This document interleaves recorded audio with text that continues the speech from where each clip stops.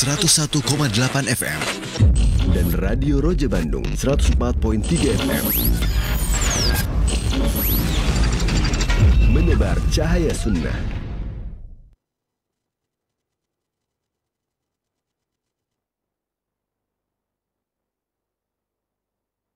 Assalamualaikum warahmatullahi wabarakatuh. Innal hamdalillah hamdan katsiran thayyiban mubarakan fihi kama yuhibbu rabbuna wa yarda. Asyhadu an la ilaha illallah wahdahu la syarikalah wa asyhadu anna Muhammadan abduhu wa rasuluhu amma ba'du. Ikhwatul Islam, ma'azakumullah, sahabat Roja, jumpa kembali bersama kami. Alhamdulillah, semoga antum dalam keadaan sehat walafiat dan semoga Allah Subhanahu wa taala menjaga dan memuliakan kita semua. Alhamdulillah, di kesempatan pagi hari ini kita akan simak bersama kembali kajian ilmiah yang kami hadirkan secara langsung dari pembahasan rutin, pembahasan mengenai remaja, diambil dari buku yang berjudul Ada Apa Dengan Remaja, disusun oleh Al-Ustaz Abu Ihsan Al-Maidani hafizahullah, dan disampaikan langsung oleh penyusunnya, itu beliau Al-Ustaz Abu Ihsan Al-Maidani, hadir kembali di studio meluangkan waktunya untuk kita semua. Dan pembahasan yang akan disampaikan pada kesempatan pagi hari ini melanjutkan dari pekan yang lalu, yaitu membangun jati diri remaja. Dan bagi Anda yang ingin bertanya setelah materi nanti, silahkan Anda bisa mengirimkan pertanyaan melalui layanan pesan WhatsApp di nomor 021-823-6543. Kami ulangi, Anda bisa mengirimkan pertanyaan setelah materi nanti di nomor 021-823-6543. Baik, kita akan simak bersama materi yang akan disampaikan. Kepada Ustaz kami persilahkan. Assalamualaikum warahmatullahi wabarakatuh.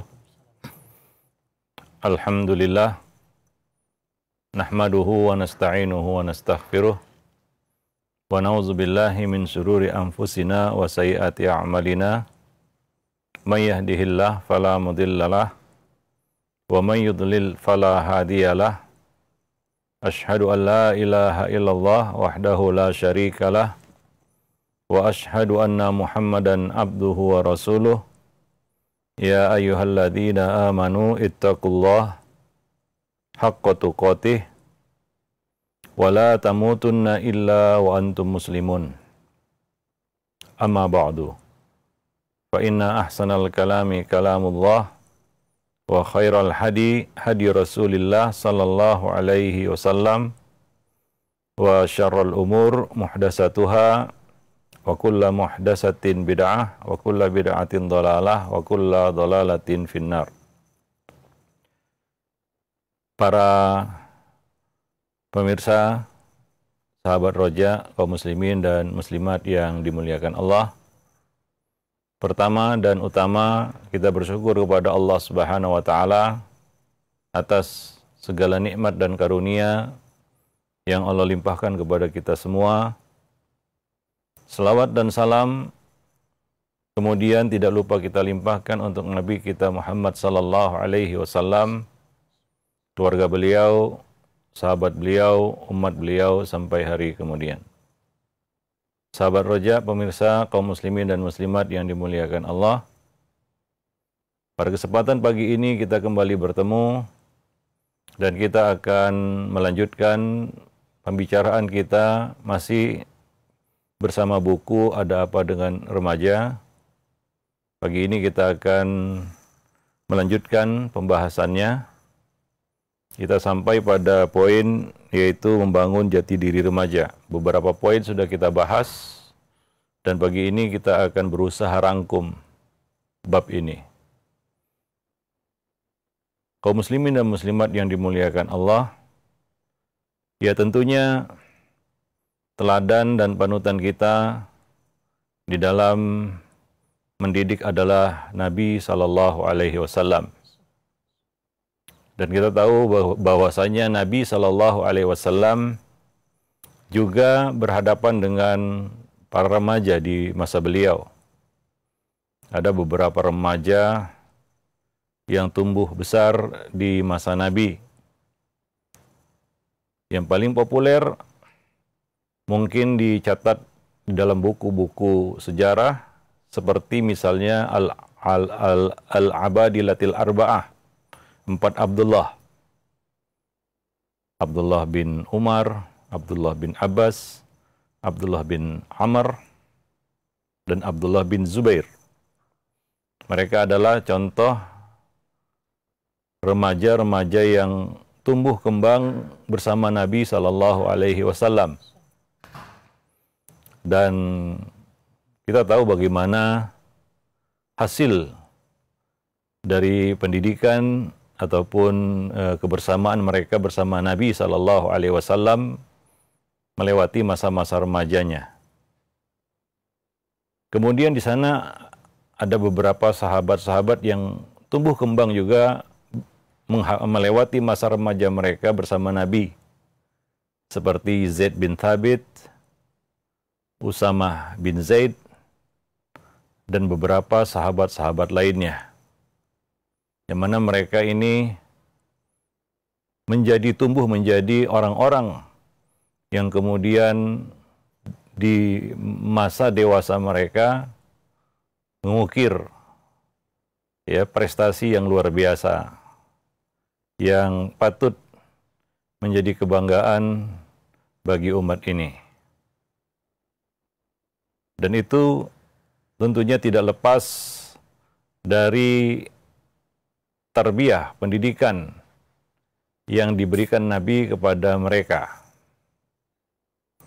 Bagaimana Nabi membangun jati diri mereka hingga menjadi sosok Muslim yang memiliki karakteristik yang berbeda-beda, tapi mengacu kepada satu tujuan yang sama, yaitu menjadi manusia yang memberikan manfaat luar biasa bagi umat manusia.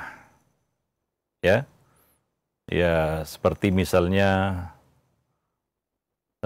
Usama bin Zaid, Abdullah bin Abbas, yang kita tahu mereka ini adalah anak muda yang tumbuh menjadi sesuatu yang fenomenal, ya, seperti Usama bin Zaid yang mampu menjadi panglima perang di usia yang sangat muda. Abdullah bin Abbas yang masuk jajaran para penasihat-penasihat Umar bin Khattab pada masa kekhalifahannya, sudah layak ataupun diangkat menjadi mufti di usia yang sangat muda.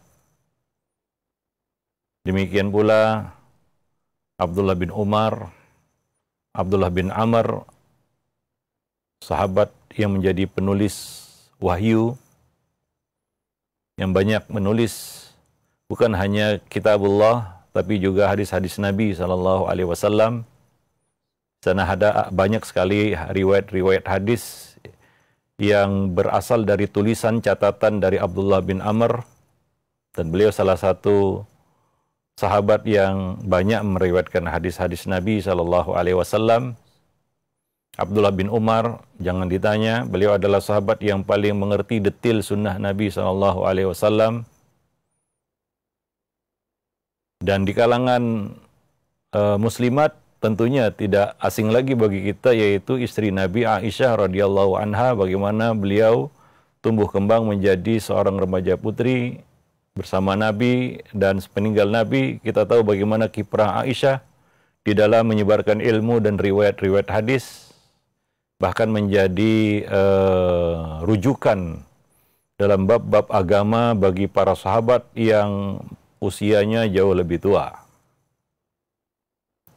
Ya, demikian pula Zaid bin Thabit, ya, seorang anak muda remaja yang tumbuh besar di masa Nabi, seorang anak yang kalau istilah sekarang itu polyglot, ya, anak yang bisa menguasai bahasa lebih dari satu, yang bakatnya ditemukan Nabi SAW. Di samping beliau adalah seorang penulis wahyu juga, ya, dan salah seorang qari yang menguasai kiroah Al-Quran. Nah, itu Zaid bin Thabit. Jadi ini adalah contoh anak-anak muda dan remaja yang besar di masa Nabi, dan bagaimana Nabi mengarahkan mereka sesuai dengan karakter dan bakat mereka masing-masing, dan membangun jati diri mereka hingga mereka menjadi diri mereka sendiri. Ya. Nah, maka teladan kita di dalam mendidik ya dan menuntun, membimbing para remaja ini adalah Nabi Sallallahu Alaihi Wasallam. Mungkin ada beberapa hadis yang bisa kita jadikan sebagai pegangan di sini ya, berhadapan dengan para remaja ini ya. Ini pernah disampaikan Nabi, yassiru wala tu'assiru, basyiru wala tunaffiru. Ya. Yassiru wala tu'assiru. Mudahkan. Jangan dibuat sulit. Apalagi berhadapan dengan remaja yang mungkin logikanya masih simpel dan sederhana ya. Jangan dibuat rumit. Ya, kita juga harus memahami ya bahwa kemampuan akal manusia itu nggak sama. Kita orang tua mungkin biasa berpikir rumit ya, karena asam garam kehidupan, pengalaman yang sudah kita lewati ya. Nah, kita bisa mungkin berpikir rumit ya, walaupun nggak semua orang tua bisa berpikir rumit ya, yang rumit-rumit, yang pelik-pelik ya, yang mengatasi berbagai macam problem-problem yang berat. Ya, anak muda ataupun remaja mungkin belum sampai ke tahap itu. Maka hadis ini penting ini untuk berhadapan dengan remaja, karena banyak orang tua hari ini ya nggak mengerti bagaimana menghadapi anak-anak remaja. Ya, yassiru wala tu'assiru. Ya, mudahkan. Jangan dibuat sulit. Apalagi berhadapan dengan makhluk yang ya kita katakan masih minim pengalaman. Mudahkan urusan anak-anak remaja ini. Jangan dibuat sulit ya. Karena ada juga, banyak juga ya orang tua yang sukanya itu mempersulit masalah gitu ya. Hal-hal yang simpel, sederhana sebenarnya menjadi pelik ya, menjadi rumit jadinya. Ya, dibuat rumit karena perkara ya segampang, semudah, sesimpel apapun bisa saja menjadi rumit seperti benang kusut kalau ya dibuat rumit. Maka yassiru kata Nabi, mudahkan. Jangan dibuat susah. Kemudian basyiru wala tunaffiru. Ya. Beri kabar gembira ya, yaitu sampaikan hal-hal yang positif. Munculkan di dalam benak itu hal-hal yang positif. Ya, seperti yang sudah kita bahas sebelumnya ya, berkaitan dengan masalah ini. Ya, ajari mereka untuk menghapus semua kalimat negatif dalam pikiran mereka. Seperti misalnya, aku nggak bisa, aku nggak akan berhasil. Ya, kata-kata yang ya lebih kepada membuat orang itu putus asa. Ya, gantilah dengan kalimat-kalimat ya kita katakan pengharapan. Ya, kalimat-kalimat yang isinya itu optimisme. Seperti aku bisa menjadi lebih baik, aku adalah anak yang kreatif, aku luar biasa, aku mampu, ya. Kamu bisa lebih hebat daripada apa yang kamu bayangkan, lebih kuat daripada apa yang kamu pikirkan. Nah, kata-kata positif, ya kata-kata motivasi, ya, yang membuat orang itu tidak berputus asa, ya, dan mau untuk terus mencoba. Yaitulah basyiru, ya, beri kabar gembira. Jangan buat orang lain putus asa. Ya, jangan buat anak itu berkecil hati, ya. Nah, mungkin orang tua kecewa, ya, tapi ya enggak juga kekecewaan itu harus kita nampakkan. Banyak orang tua yang suka berkata kepada anaknya, "Nak, ayah kecewa padamu, ibu kecewa padamu." Ya, kalaupun kita kecewa, nggak perlu juga diungkapkan seperti itu, ya. Nah, itu kan informasi, ya, bisa membuat jatuh mentalnya begitu. Ya, mungkin ya orang tua mengatakan, melontarkan kata-kata seperti itu, ya, supaya anak itu sadar gitu ya. Tapi ingat, yang kita hadapi ini remaja, belum sepenuhnya dia mengerti tujuan dari kalimat itu. Walaupun tujuannya mungkin orang tua mengatakan seperti itu, ya, supaya memberikan kesadaran kepada anak tersebut, ya. Tapi gantilah dengan kata-kata yang positif. Basyiru, ya, wala tunafiru, jangan membuat orang lari, orang menjauh, jangan membuat orang itu putus asa. Kasih harapan, ya, buka selebar-lebarnya pintu harapan, ya, jangan membuat orang berputus asa. Satu contoh yang disampaikan Nabi SAW tentang orang yang kisah orang yang seorang tukang jagal yang membunuh 99 jiwa. Lalu dia ketemu seorang ahli ibadah, rahib. Di sini maksudnya adalah ahli ibadah. Nah, ketika ahli ibadah ini ditanya tentang apakah saya masih punya kesempatan untuk bertaubat dengan dosa yang dia lakukan, yaitu 99 orang, telah dia hilangkan nyawanya. Maka rahib ini mengeluarkan kata-kata negatif, tidak mengandung harapan. Ini kalimat tanfir, membuat orang lari jadinya. Bahkan gelap mata. Apa katanya? Wah, parah, kamu nggak ada kesempatanmu untuk bertaubat. Ini kan kata-kata negatif, ya. Tanfir, membuat orang lari. Sehingga gelap matalah orang ini dan dia lenyapkan nyawa si rahib ini. Ya, nah artinya orang akan menjauh, nah orang akan lari, ya. Nah, ketika ia bertemu dengan seorang ahli ilmu, saat itu dia sudah membunuh 100 jiwa, terakhir adalah si rahib tersebut. Ahli ilmu ini berbeda dengan ahli ibadah tadi. Dengan ilmunya dia tahu, dia memberikan kata-kata bisyarah, tabsyir. Ya, apa yang menghalangimu dari bertaubat? Bertaubat. Ya, nah, sehingga dia tidak berkecil hati, dia merasa ada harapan. Nah, demikian pula kita berhadapan dengan remaja, ya.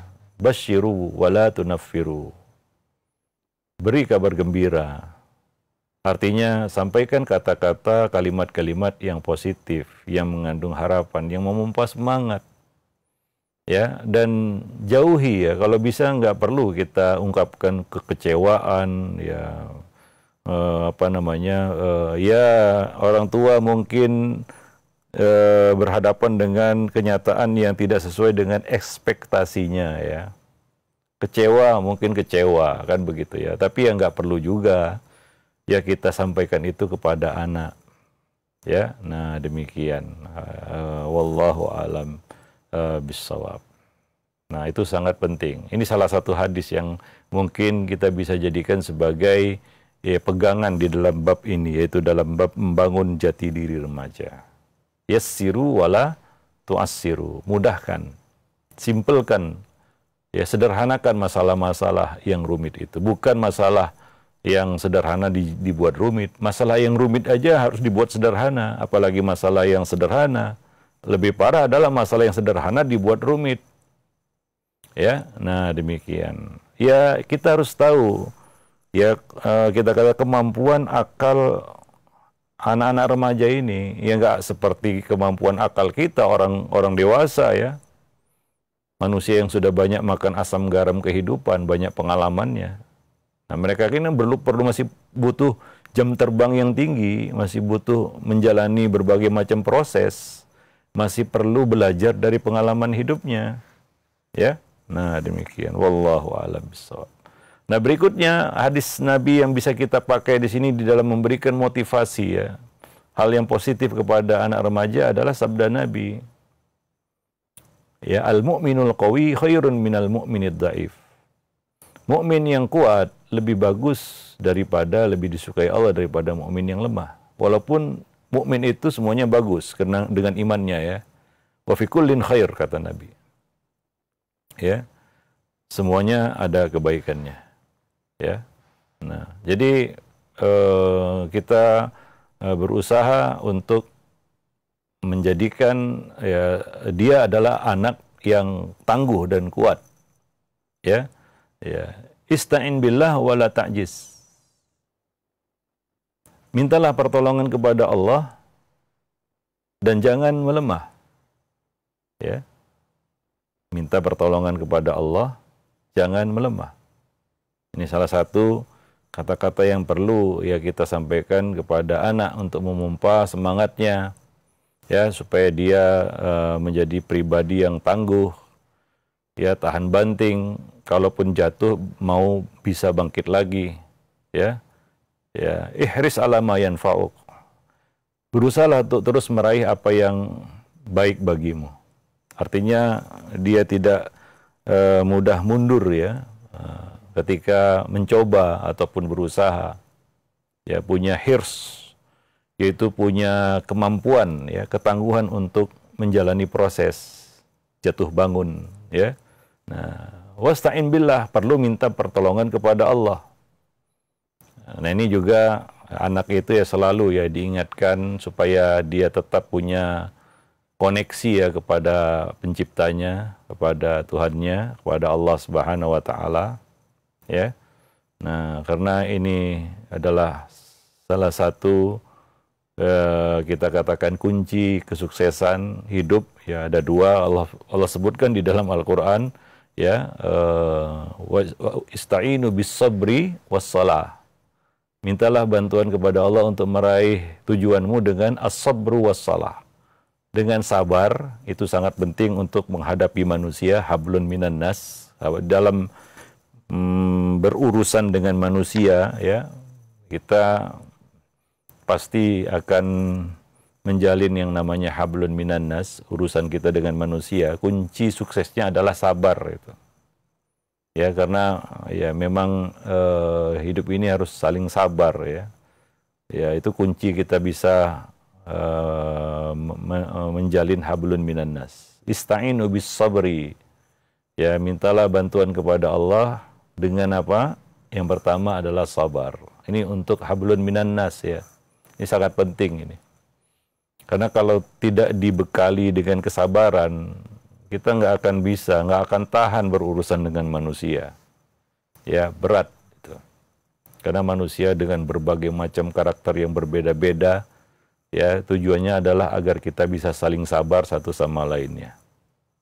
Itu kata Allah Subhanahu wa taala dalam surah Al-Furqan. Allah Subhanahu wa taala mengatakan, "Wa ja'alna ba'dakum li ba'din fitnatan atasbirun." Kami jadikan sebagian kamu menjadi ujian bagi sebagian yang lainnya. Ya, manusia ini ya saling menguji aja satu sama lainnya. Untuk apa? Atasbirun. Menguji kamu, siapakah di antara kamu orang yang sabar. Itu yang pertama, ista'inu bis sabri. Kemudian wassalah, dan salat. Ini untuk hablun minallah. Ya. Kuncinya adalah salat. Ya, agar memperkuat hubungan ya kita dengan Allah Subhanahu wa taala. Ibadah yang ya paling penting untuk memperkuat hubungan kita dengan pencipta adalah salat. Nah, ini juga perlu kita tanamkan ya kepada anak-anak, terutama remaja. Dia akan menghadapi berbagai macam ujian-ujian ya di dalam hidup ini. Ya. Dan kita nggak tahu ya ujian-ujian apa yang Allah Subhanahu wa taala akan berikan kepada kita. Ya, boleh jadi ujian-ujian yang berat dan mereka juga akan menghadapi itu. Maka kuncinya adalah sabar dan salat. Ya, sabar, ya, ini yang sangat kita butuhkan untuk menjalin hablun minan nas. Ya, hubungan kita, urusan kita dengan manusia itu perlu sabar memang. Kalau nggak sabar-sabar, nggak ada hubungan yang akan bisa dipertahankan. Ya, akan bubar terus, akan bubar. Ya, semua hubungan akan kandas itu kalau tidak berbekal sabar. Ya, kemudian hablun minallah itu perlu ya diperkuat dengan ibadah salat, ya, karena dalam menghadapi takdir ya terutama ya takdir itu kan ada dua, takdir yang baik, takdir yang buruk. Ya, begitu Nabi menjelaskan, ya, untuk minabil qadari khairihi wa syarrih. Kamu beriman kepada takdir yang baik maupun yang buruk. Mungkin takdir yang baik nggak ada masalah ya. Manusia mungkin nggak ada masalah untuk menerima takdir yang baik. Ya, khair itu yang baik. Semua akan tersenyum, semua akan ridho, semua akan lapang, kan begitu ya. Menerima takdir yang baik. mungkin belum menjadi tantangan yang berarti. Ya, walaupun untuk menerima takdir yang baik itu kan kita perlu bersyukur ya. Nah, ini kan tingkatan. Syukur itu kan tingkatan. Ada yang tipis-tipis syukurnya, ada yang sangat tinggi ya nilai syukurnya, beda-beda ya. Walaupun sedikit manusia yang betul-betul bersyukur, wa qalilun min ibadiyas syakur, qalilan ma tashkurun, kata Allah Subhanahu wa taala. Tapi takdir yang buruk ya, yang syar, nah ini dia ujiannya. Ya, kemampuan orang untuk bisa memahami takdir yang buruk. Kemudian dia bisa menerimanya, sabar, bahkan ridho ya di dalam menerima takdir yang buruk. Ini enggak mudah. Seorang manusia, seorang insan perlu berlatih untuk bisa menerima ini, yaitu takdir yang buruk. Kita nggak tahu ya, seberat apa ujian yang Allah akan berikan kepada kita. Ya, nah, sanggupkah kita menerima takdir yang buruk itu? Sebagian orang, ya kenyataan di lapangan dia nggak mampu menerima takdir yang buruk. Ya, bukan dia, ya kita katakan menggerutu kufur kepada Allah Subhanahu wa taala, mungkin nggak sampai kepada tingkatan itu. Walaupun ada ya yang sampai kepada tingkatan itu. Ya, minimal dia menunjukkan protesnya begitu. Dia mengurangi ketaatannya, dia meninggalkan ketaatannya, ya. Bahkan ada yang meninggalkan kewajibannya. Ya, karena dia dapat takdir yang buruk. Jadi ini perlu dilatih. Manusia itu perlu melatih dirinya untuk bisa menerima takdir yang buruk. Nah, para remaja ini ya juga harus dibimbing ya, dituntun ya, dampingi ya untuk bisa menerima takdir yang buruk itu. Ya, karena hidup ini jelas nggak semuanya mulus ya seperti yang kita harapkan. Satu yang diajarkan Nabi ya salah satu riwayat yang diriwayatkan oleh Aisyah radhiyallahu anha, dikeluarkan oleh Ibnu Majah. Nabi apabila mendapatkan sesuatu yang sesuai dengan keinginan beliau mengatakan alhamdulillahilladzi bi ni'matihi tatimmus shalihat. Dan apabila mendapatkan sesuatu yang tidak beliau inginkan, tidak sesuai dengan apa yang beliau inginkan, beliau membaca doa alhamdulillah ala kulli hal. Nah, ini juga perlu kita katakan dilatih ya kepada anak-anak remaja. Bagaimana kemampuan mereka ini harus diasah di dalam menerima takdir yang buruk. Ya, dalam upaya membangun jati diri mereka menjadi seorang ataupun pribadi ya yang tangguh gitu. Yang tidak cengeng, tidak mudah mengeluh ya.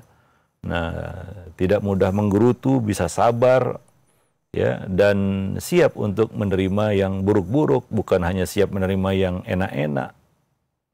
Ya, nah, ya dia tahu bahwasanya hidup ini ada istilahnya manis pahitnya kehidupan. Ya, mungkin dari kecil dia belum merasakan itu. Kalau kita lihat anak-anak ya, dari kecil kan mungkin hidupnya enak ya. Ya, begitu kita katakan melangkah atau masuk kepada usia remaja, dia seharusnya sudah mulai belajar kehidupan itu sebenarnya bagaimana. Ya, dan sebentar lagi dia mungkin akan berpisah dari orang tuanya. Dia akan menjalani hidup sendiri yang penuh dengan konsekuensi ya, tugas, tanggung jawab dan lain-lain sebagainya. Ya, nah, ujian mungkin akan mulai menghampirinya. Ya, sedikit demi sedikit datang, makin lama makin bertubi-tubi kan begitu ya. Nah, salah satu kesiapan yang harus dimiliki adalah siap di dalam menerima ya takdir yang buruk tadi ya. Nah, demikian. Wallahu a'lam bishawab. Nah, jadi Nabi mengatakan ihris ala ma yanfa'uk wasta'in billah wala ta'jiz. Minta bantuan kepada Allah. Ya dengan salat ya tadi sabar yang pertama, kemudian kedua salat. Ya seorang itu punya koneksi yang kuat dengan penciptanya. Walaupun ya kita harus beriman ya bahwa saja yang buruk itu datangnya dari Allah. Itu salah satu rukun iman kita. Antu'mina bil qadari khairihi wa syarrihi, hulwihi wa murrihi minallah tabaraka wa ta'ala. Kamu beriman kepada takdir, yang baik maupun yang buruk, yang manis maupun yang pahit dari Allah Subhanahu wa ta'ala. Ya, kalau tidak punya hubungan yang kuat dengan Allah, mungkin dia akan membenci Allah, membenci penciptanya. Ya. Nah, tapi ketika dia punya hubungan yang kuat dengan Allah Subhanahu wa ta'ala, dia senantiasa menjaga baik sangkanya kepada Allah Subhanahu wa ta'ala. Ya, hatinya akan selamat, dia akan selamat. Agamanya akan terjaga karena hubungannya dengan Allah itu kuat. Tapi kalau hubungannya lemah dengan Allah Subhanahu wa ta'ala, mungkin saja dia akan berburuk sangka. Mungkin bahkan lebih buruknya adalah dia membenci Allah Subhanahu wa ta'ala. Ya, mungkin nampak ya dia mulai melepaskan ketaatannya, melemah ketaatannya kepada Allah Subhanahu wa ta'ala. Ya. Nah, demikian. Jadi dia perlu ya membangun hubungan yang kuat dengan penciptanya. Dan ibadah yang paling ya kita katakan baik di sini adalah salat. Ya, nah demikian. Wala ta'jiz, jangan bersikap lemah. Ya, jangan bersikap lemah. Ya, artinya kadang-kadang anak remaja melontarkan kata-kata ataupun mengucapkan kata-kata yang itu menunjukkan dia udah mulai putus asa ya, ketidakmampuan ya, kemudian kita katakan keputusasaan ya. Nah, ini perlu dikasih diberi suntikan motivasi lagi ya. Wala ta'jiz, jangan melemah. Ya, jangan melemah. Ya, kita harus jaga motivasinya, semangatnya. Ya. Nah, jangan menjadi orang yang mudah putus asa, ya. Ya, orang yang ya kita katakan suka mengeluh, halu. Ya. Nah, suka menggerutu, suka mengeluh, ya. Nah, demikian. Jadi wasta'in billah wala ta'jiz. Jangan kamu bersikap lemah. Taib.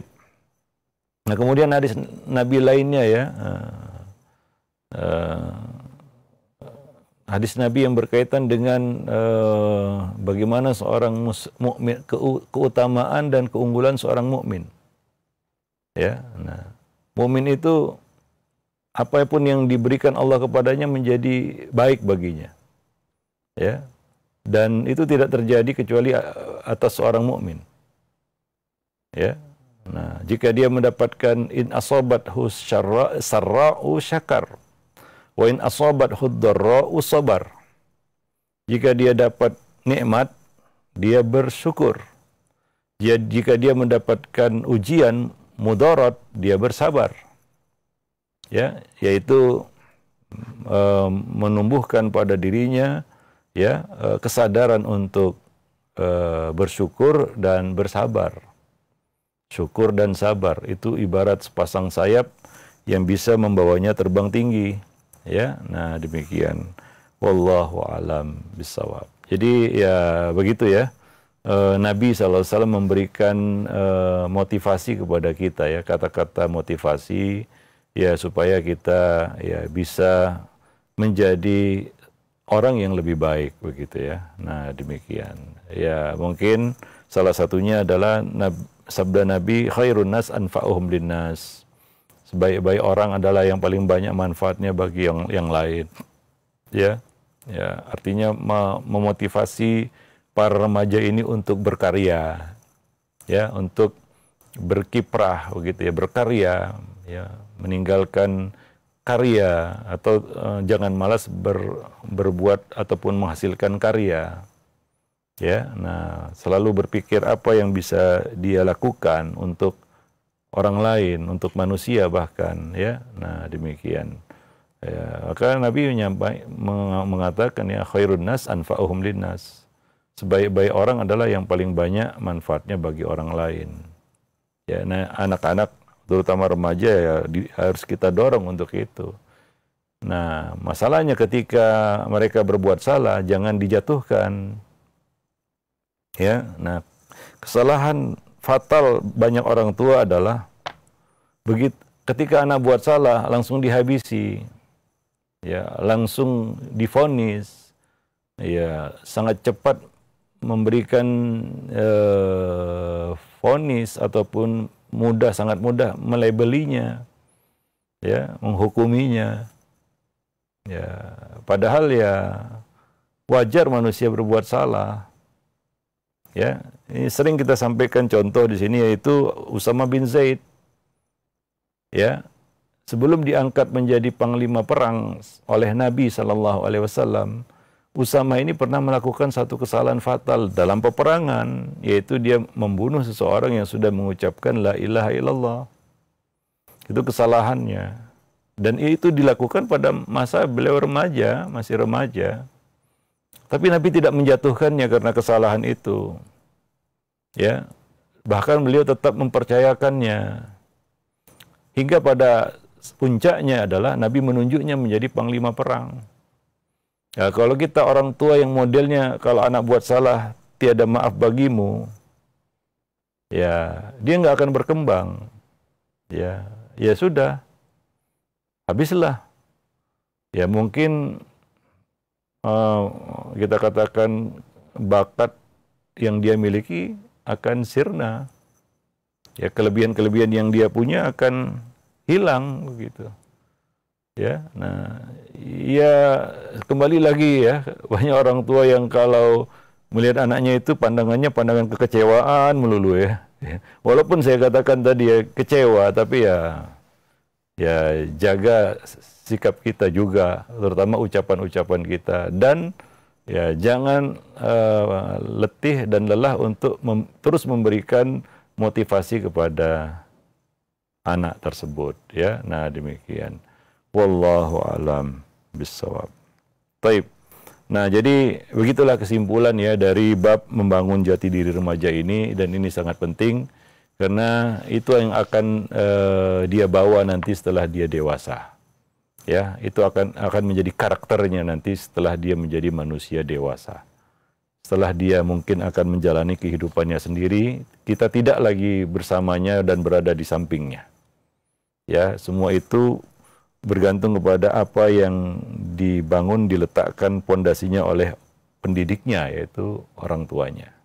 Ya, maka Ibnu Qayyim mengatakan anak itu akan tumbuh besar, akan menjadi orang sesuai dengan apa yang tarbiyah, pendidikan yang diberikan oleh para pendidiknya, yaitu orang tuanya, gurunya, dan orang-orang yang ya berada di sekitarnya sebagai pendidiknya ya.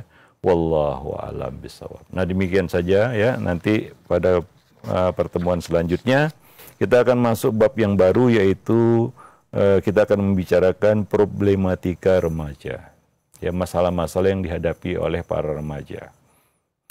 Terutama masa kini ya, hari ini, yang masalahnya nggak sama dengan remaja yang sebelumnya ya, generasi-generasi sebelumnya.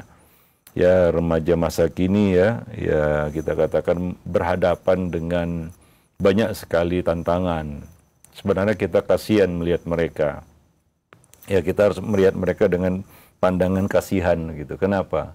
Ya, karena semudah itu mereka diuji dengan ujian-ujian yang nggak mudah. Ya, kita dulu waktu remaja, generasi 70-an, 80-an, bahkan 90-an tidak dihadapkan dengan tantangan ini ya. Nah, kita bicara misalnya ya, salah satu problematika yang pasti nanti akan kita bicarakan yaitu gadget ya. Gadget ini masalah memang. Ini salah satu problematika mereka. Ya, remaja dan gadgetnya. Cuma kita harus dalam bab inilah, apa pantas kita habisi dia karena kegagalannya untuk menghadapi masalah tersebut. Memang ini berat ya. Masalah handphone ini pasti akan menjadi satu bahan yang apa kita katakan yang dominan di sini, apa yang mencolok di sini ya. Membicarakan tentang gadget gitu ya. Cuma kita harus sadar, kita waktu remaja dulu kita nggak dihadapkan dengan tantangan ini. Dan belum tentu kalau kita dihadapkan dengan tantangan itu kita juga bisa survive gitu. Belum tentu juga begitu ya. Berat itu. Ya, buktinya apa? Orang tua yang sudah dewasa berpikirnya bahkan sudah kawakan ya kita katakan, bisa dikatakan belum tentu mampu, bahkan banyak yang nggak mampu menghadapi problematika gadget ini. Berapa banyak rumah tangga yang kandas gara-gara gadget. Ya, padahal mereka bukan orang baru kemarin istilahnya hidup, enggak. Ya. Jadi orang dewasa aja belum tentu bisa survive itu untuk menghadapi problematika itu gitu ya. Yaitu gadget misalnya salah satu contohnya. Apalagi mereka, anak-anak muda ini, remaja ini. Maka kita juga harus bisa menghadapi ataupun bisa melihat masalah tersebut dengan kepala dingin juga ya. Jangan seperti orang kalap juga begitu ya. Nah, ya salah satu yang dikeluhkan remaja ya. Sering juga berbincang-bincang dengan para remaja. Apa kata mereka? Kami ini Ustadz, kalau kami berbuat salah berkaitan dengan gadget, langsung dihukum, divonis, dilabeli, dan lain-lain sebagainya. Tapi kalau orang tua buat salah berkaitan dengan gadget, kayaknya nggak ada, nggak ada masalah begitu ya. Biasa-biasa aja. Nah, ya itu seperti itu. Salah satu ya yang dikeluhkan anak-anak remaja gitu ya. Nah, lalu gimana tanggapan orang tua kalau mendengar keluhan seperti ini begitu? Makanya ya kita harus ya bisa melihatnya dari berbagai sisi ya, supaya bisa mengerti betul ini masalah sebenarnya bagaimana cara mengatasinya ya. Nah demikian, itu salah satu di antara problematika remaja yang akan kita bahas nanti insya Allah. Nah demikian saja, mudah-mudahan bermanfaat. Aku qouli hadza astaghfirullah li wa lakum lisairil muslimin innahu huwal ghafurur rahim. Alhamdulillah. Baik, terima kasih banyak Ustaz atas materi yang telah disampaikan di kesempatan pagi hari ini. Masih dalam pembahasan membangun jati diri remaja, diambil dari buku Ada Apa Dengan Remaja, yang mudah-mudahan kita bisa mengambil faedah dari pembahasan yang sangat menarik disampaikan oleh Ustaz di kesempatan pagi hari ini. Baik, untuk selanjutnya kami buka sesi interaktif, sesi tanya jawab. Bagi Anda silakan yang ingin bertanya, Anda bisa mengirimkan pertanyaan melalui layanan pesan WhatsApp di nomor 0218236543. Dan alhamdulillah sudah ada beberapa pertanyaan yang masuk Ustaz di layanan pesan WhatsApp. Yang pertama ada pertanyaan dari Ibu Lia yang berada di Bogor. Assalamualaikum warahmatullahi wabarakatuh. Ya Ustaz, anak saya usia 20 tahun dan alhamdulillah sedang kuliah di luar kota, itu jauh dari orang tua.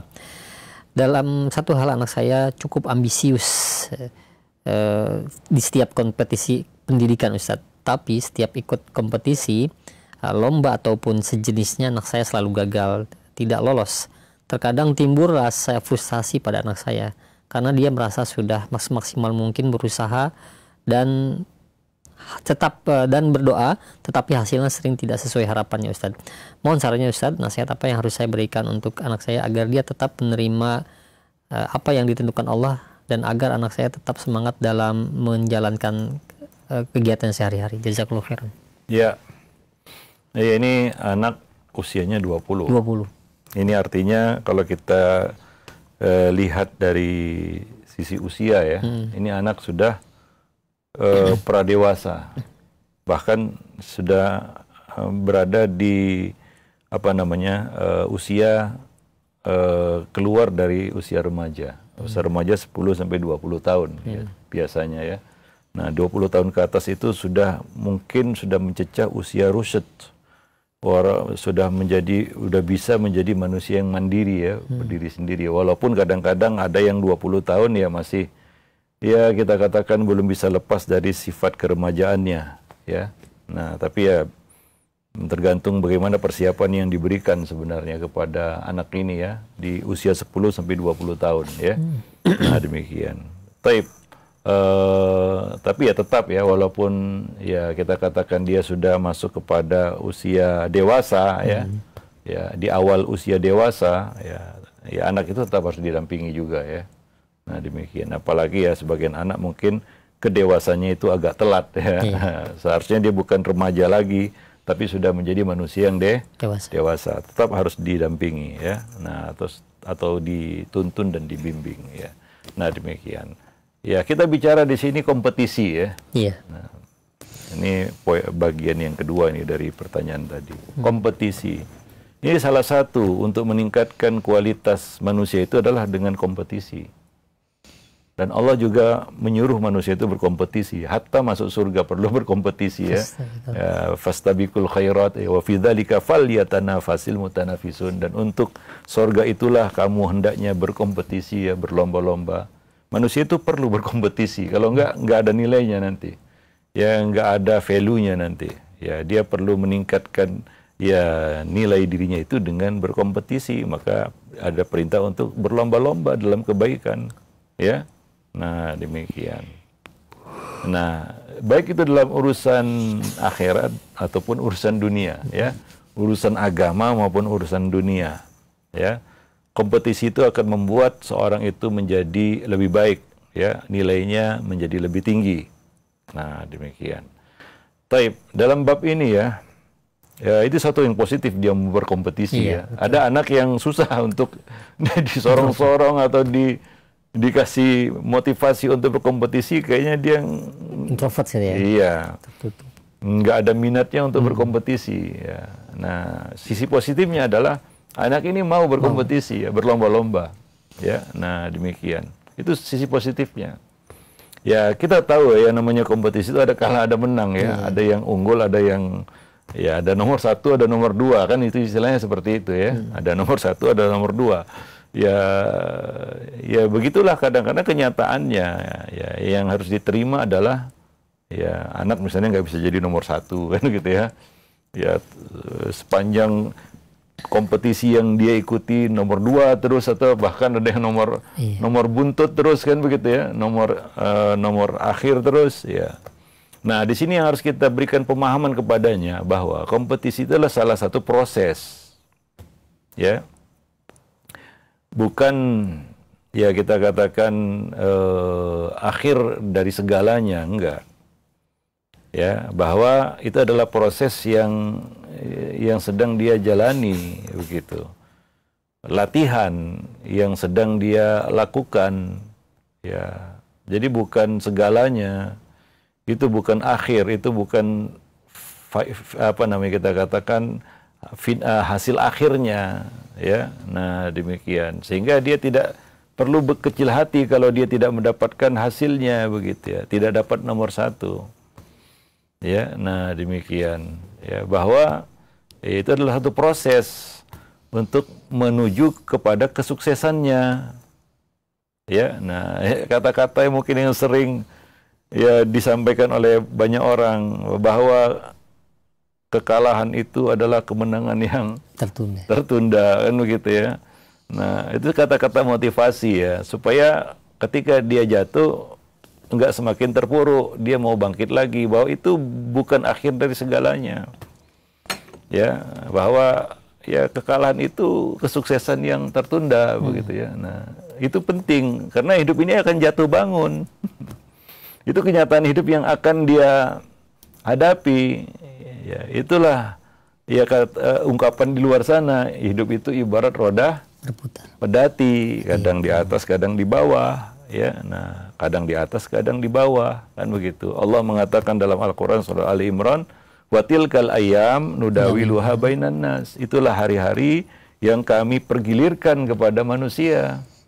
Ya, maka coba sampaikan kepadanya ya kisah Nabi kita Muhammad SAW ya, di dalam sirah ya, ungkapkan fakta itu bahwa Nabi itu dalam perang aja pernah kalah begitu ya.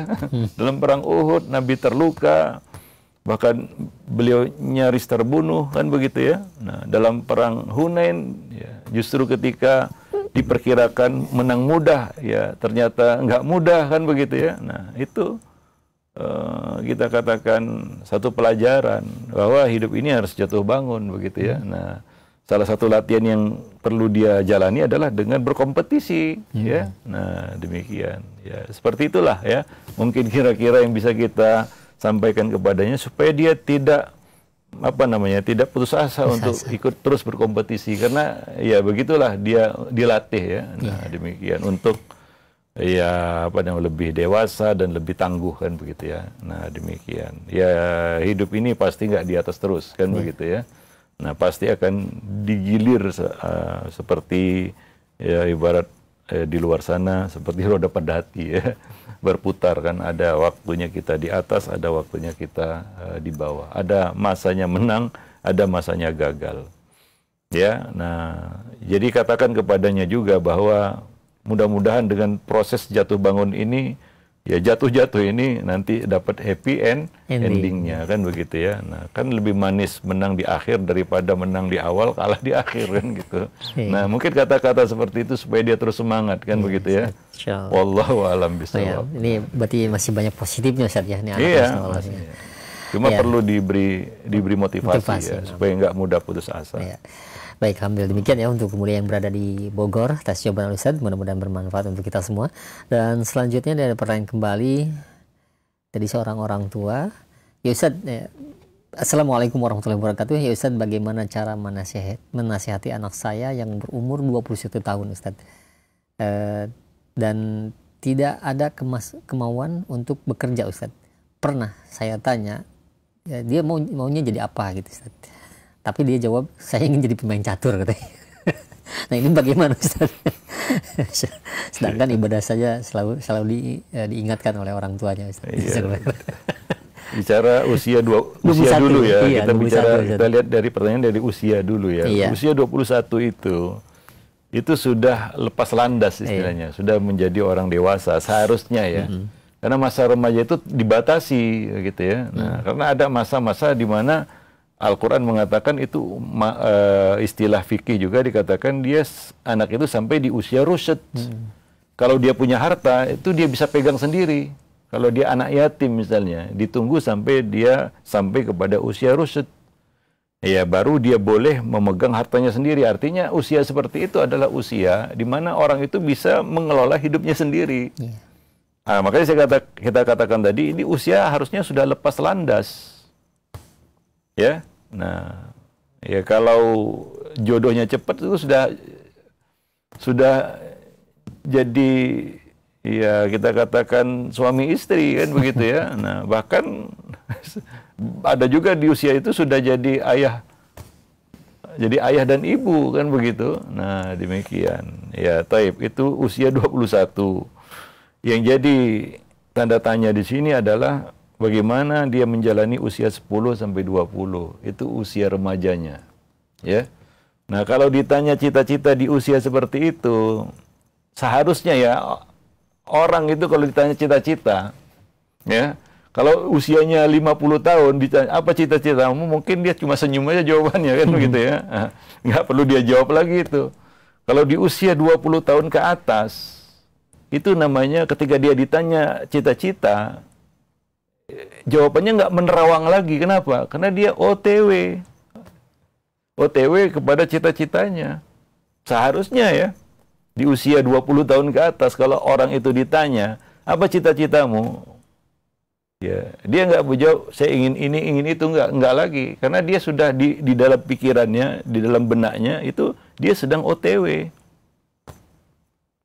Makanya pertanyaan apa cita-citamu itu, ya seharusnya ya mungkin di bawah usia 10 tahun. Anak di bawah usia 10 tahun ditanya cita-cita, kadang-kadang jawabannya masih ngawur kan begitu ya. Ini itu ya, karena dia belum punya kesadaran dan dia belum mengerti. Ya, maka kalau anak usia di bawah 10 tahun ditanya kan kadang-kadang jawabannya ngasal aja ya.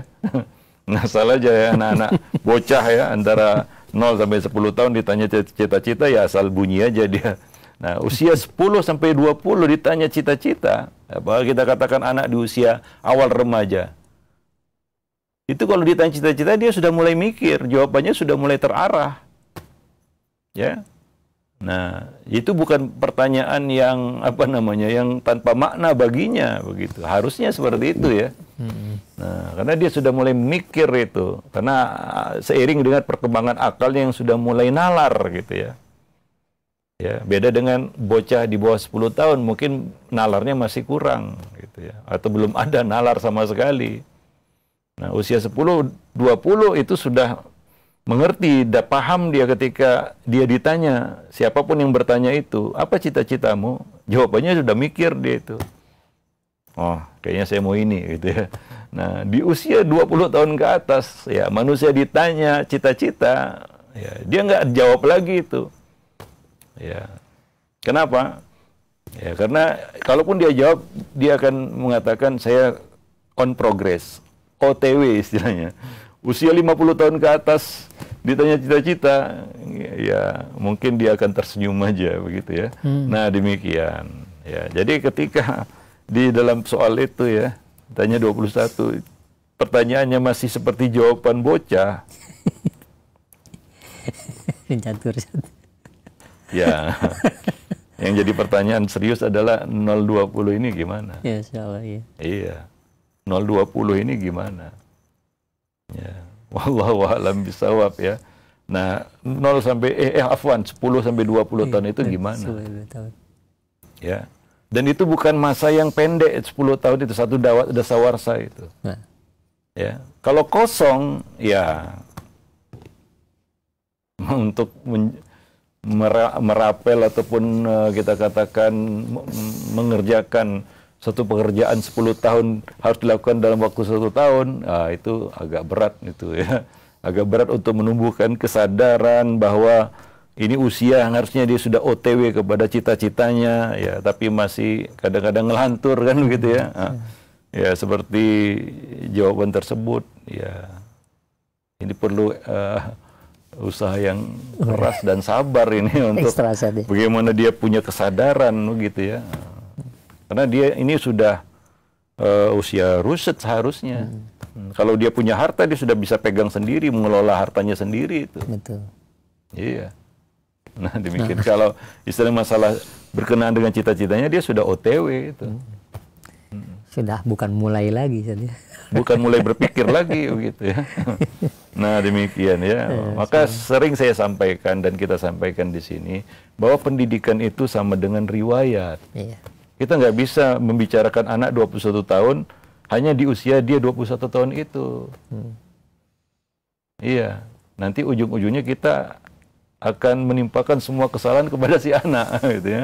Nggak fair juga kan. Nah, misalnya dalam kondisi inilah yang dipermasalahkan si anak begitu. Kenapa usia 21 tahun masih seperti itu? Ya nggak bisa juga begitu. Allahu a'lam bishawab. Ya, tapi kalau tugas 10 tahun itu harus diemban dalam 1 atau 2 tahun, bukan nggak bisa, cuma berat. Ya siap-siap untuk memikul tugas yang berat begitu ya. Nah, demikian. Mendidik itu bukan pekerjaan 1-2 hari. Apa pelajaran yang Allah berikan kepada kita? Nabi itu dikasih waktu 23 tahun untuk mendidik generasi sahabat. Itu dibantu wahyu ya, didukung wahyu dari langit. Insyaallah. Nah, apakah kita mau melakukan itu dalam waktu 1 malam? Ya, maka ya kita katakan kadang-kadang kalau kita bicara parenting pendidikan ini kita mungkin banyak menyesal kan begitu ya, merasa bersalah, mungkin selama ini lalai kan begitu ya, atau karena ketidaktahuan banyak yang terluput ya. Nah, ya begitulah ya. Nah, tapi ya lebih baik terlambat daripada tidak sama sekali. Tidak sama sekali ya. Apa yang nggak bisa diraih seluruhnya, ya ma la yudraku kulluhu wa la yutraku julluhu ya. Artinya apa yang nggak bisa diraih semuanya, maka jangan dilepas juga semuanya ya. Nah, demikian. Ya penting bagi orang tua itu ya banyak-banyak istighfar, minta ampun ya. Banyak belajar juga tentunya ya, supaya ya yang mungkin terluput itu bisa ditambal sulam ya. Nah, demikian. Wallahu a'lam bishawab. Alhamdulillah. Nah, ya menanamkan kesadaran kepada anak di usia seperti itu juga nggak mudah. Ya nggak mudah. Ya, wallahu a'lam bishawab. Ya, alhamdulillah. Baik, terima kasih banyak. Jazakallahu khairan atas jawaban dan penjelasannya. Alhamdulillah. Ya, kami angkat kembali Ustaz pertanyaan di layanan pesan WhatsApp. Ada pertanyaan, ya Ustaz, izin bertanya, anak kami usia 15 tahun dan masih di pondok. Dia selalu was-was ketika beristinja dan ketika sholat juga Ustaz, jadi sering mengulang-ulang. Nah ini untuk menghilangkan was-wasnya tersebut bagaimana Ustaz caranya? Iya, di usia tengah remaja, ya dia masih berkembang, inilah masa yang memang perlu diberikan pondasi pendidikan yang baik ya, benar. Ya. Ya, banyak masalah memang, salah satunya seperti ini ya. Ya, mungkin ini dia dapat dari luar mungkin ya. Bukan sesuatu yang dilihatnya dari orang tua, kan begitu ya. Nah, mungkin dia dapat dari luar ya, atau dari kita katakan apa yang dia dengar di luar, kan begitu. Sehingga muncul perasaan seperti ini ya. Nah, ya maka ya kita katakan tentunya was-was terutama di dalam bab tahar itu kan dari setan ya. Iya. Nah, itu gangguan setan.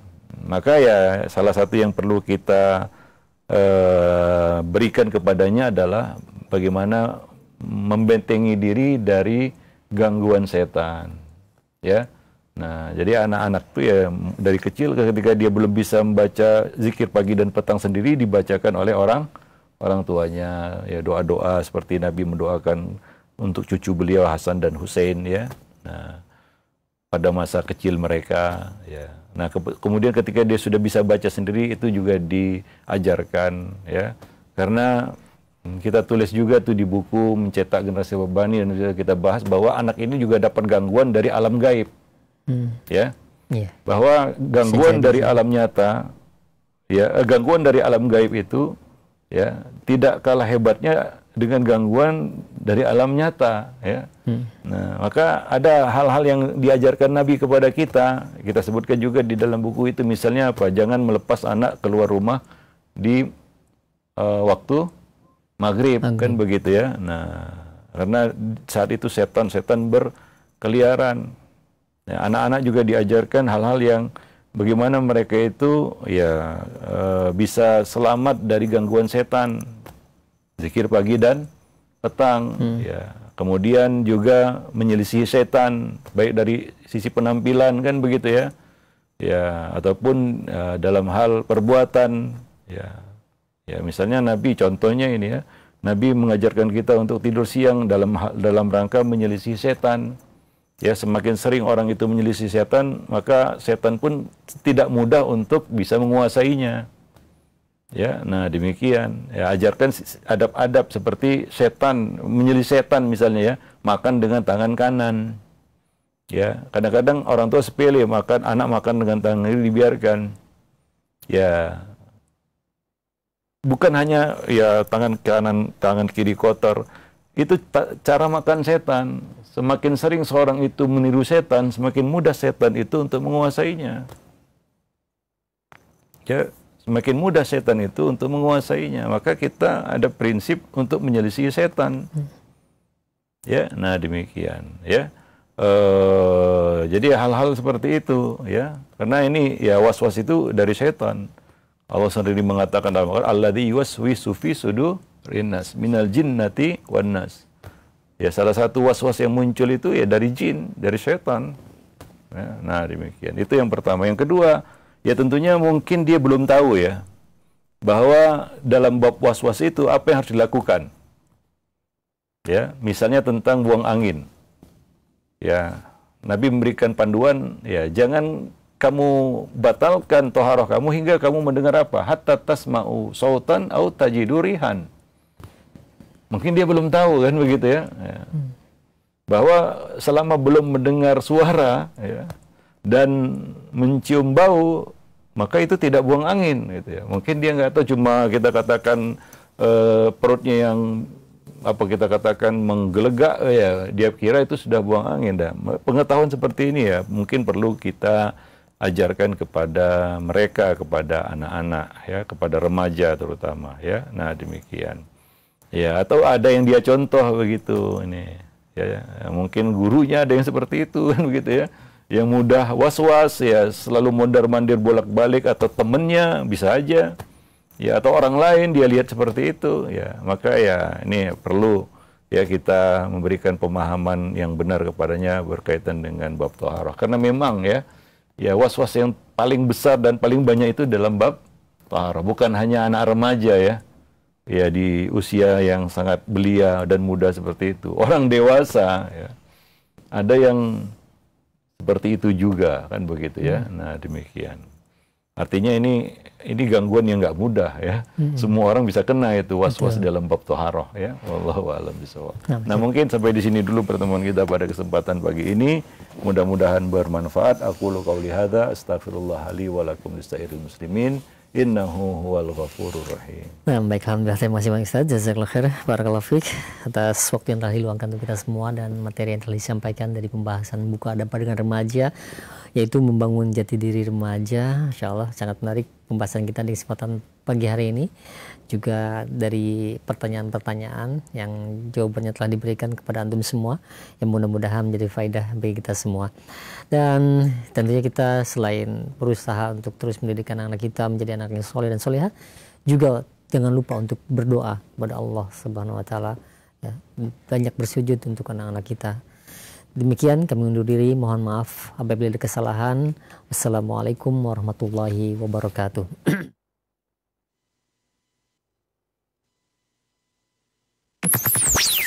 Roja TV, saluran tilawah Al-Quran dan kajian Islam.